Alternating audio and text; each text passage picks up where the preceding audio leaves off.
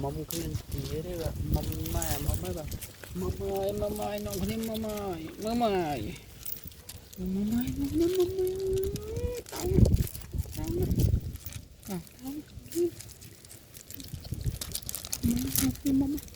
mong tuan mak cái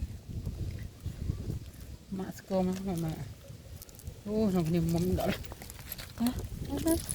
có gì chưa no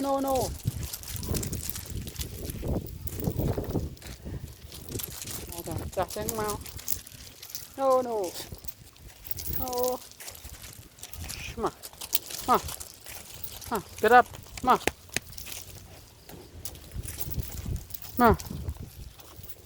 mui mới ma bangun ya